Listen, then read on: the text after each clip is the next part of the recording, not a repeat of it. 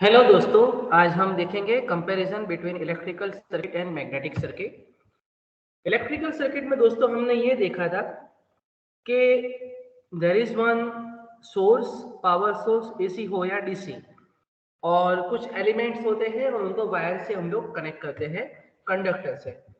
तो ये उसका डायग्राम है जहाँ पे हमको पावर सोर्स बताया गया है या वोल्टेज सोर्स बताया गया है, और यहाँ पे एक एलिमेंट में हमने सिर्फ रजिस्टर कंसिडर किया है, और यहाँ से अगर हम कनेक्टिंग वायर से इसको कनेक्ट करेंगे तो करंट विल फ्लो।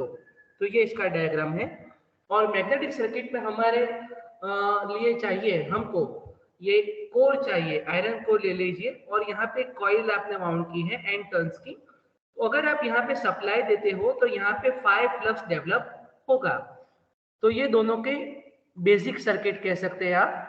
तो ये फर्स्ट टॉपिक हुआ।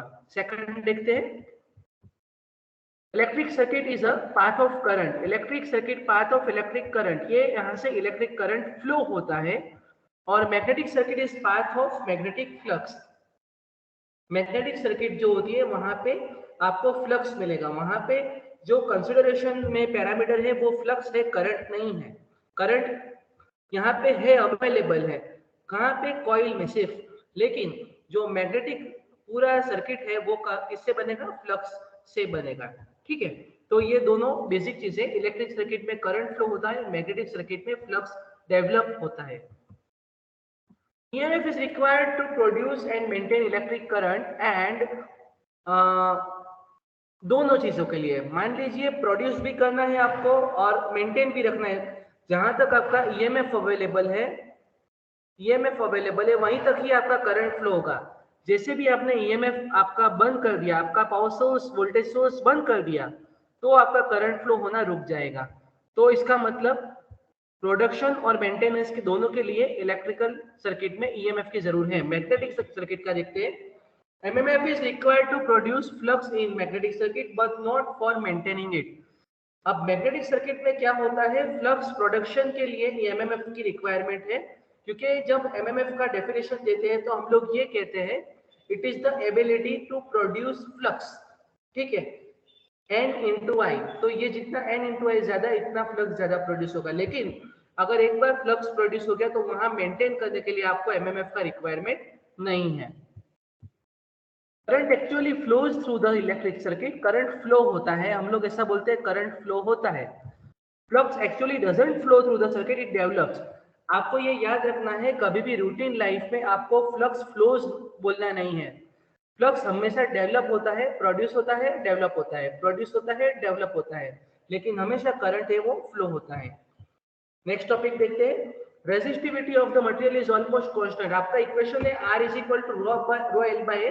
तो रो आपका जो है वो मटेरियल के लिए टेम्परेचर पे कांस्टेंट रहता है, लेकिन परमेबिलिटी के साथ में ऐसा नहीं है। परमेबिलिटी क्या है दोस्तों, ability to produce flux, material की प्रॉपर्टी कितना प्रोड्यूस कर सकती है, फ्लक्स को अलाउ कर सकती है। ठीक है, तो वो जो है मैग्नेटिक फील्ड के साथ वेरी करती है।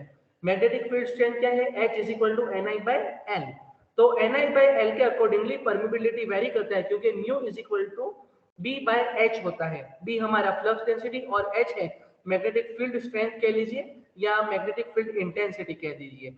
तो इसका मतलब है इलेक्ट्रिकल सर्किट में मटेरियल का रेजिस्टिविटी कांस्टेंट रहता है, और मैग्नेटिक सर्किट में मटेरियल का परमिबिलिटी कांस्टेंट नहीं रहता, एच के अकॉर्डिंगली वेरी करता है। Current following is increase with voltage, आप वोल्टेज बढ़ाते जाओ करंट बढ़ता जाएगा।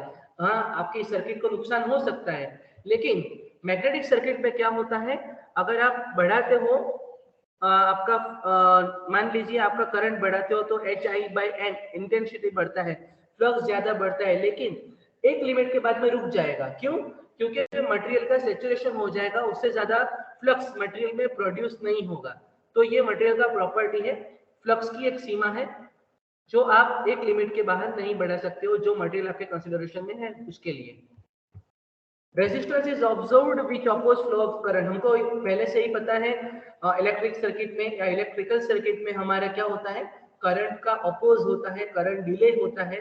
और मैग्नेटिक सर्किट में हम उसको अलग पैरामीटर देंगे। यहाँ पे रेजिस्टेंस है R is equal to rho L by, तो यहाँ पे वो रिलक्टेंस है, तो वो फॉर्मूला आएगा S is equal to L upon mu zero mu R A. Reluctance is observed, magnetic circuit में क्या होता है, reluctance is observed which oppose flux production. दो यहाँ पे दोनों में देखिए एल है, लेंथ है, एरिया है, सिर्फ डिफरेंस यहाँ रेजिस्टिविटी और यहाँ पे परमिएबिलिटी में डिफरेंस है। दूसरे पैरामीटर आपको सिमिलर दिखेंगे, ये है analogous parameters. Conductance is equal to 1 upon resistance, जो करंट को बढ़ाता है, अलाउ करता है, बढ़ाता है, एनकरेज करता है। और इसी प्रकार परमियंस मैग्नेटिक सर्किट में होता है 1 अपॉन रिलक्टेंस, जो फ्लक्स के प्रोडक्शन को एनकरेज करता है। Conductivity is equal to 1 upon resistivity, permeability is equal to 1 upon reluctivity. Current का हमको इक्वेशन पता है, EMF upon resistance, I is equal to V by R। इसी प्रकार यहाँ पे करंट है तो फ्लक्स आएगा, ईएमएफ है तो एमएमएफ आएगा, और रेजिस्टेंस है तो रिलक्टेंस आएगा। Flux is equal to MMF upon reluctance. तो ये आपका और एक पैरामीटर का एनालॉजी हो गया। Current density delta is equal to I by A और flux density delta B is equal to phi by A। देखिए दोस्तों, पैरामीटर सभी सारे इक्वल जैसे हैं, किसी को सिमिलरिटी कहते हैं या एनालॉजी कहते हैं, इसीलिए हम अक्सर रूटीन लाइफ में ऐसा कहते हैं इलेक्ट्रिकल सर्किट और मैग्नेटिक सर्किट दोनों एनालॉगस सर्किट है।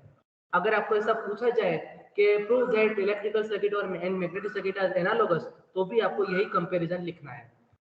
और इलेक्ट्रिक फील्ड इंटेंसिटी है E is equal to V by L volt per metre. इसी प्रकार मैग्नेटिक फील्ड इंटेंसिटी जैसे हमने बताया H is equal to NI by L, MMF upon length होगा, एम्पियर टर्न पर मीटर। तो दोस्तों यहाँ पे हमने पैरामीटर कंपेयर किए हैं, इलेक्ट्रिक सर्किट में क्या फर्क है, मैग्नेटिक सर्किट में क्या फर्क है, दोनों में ईएमएफ एमएमएफ में क्या डिफरेंस है, रेजिस्टेंस रिलक्टेंस में क्या डिफरेंस है, रेजिस्टिविटी रिलक्टिविटी में क्या डिफरेंस है। ये सारे पैरामीटर हमने देखे और आप इसको एक बार अच्छे से समझिएगा, और ये हर जीटीयू की एग्जाम में आपको रूटीनली पूछते हैं। Thank you and keep learning.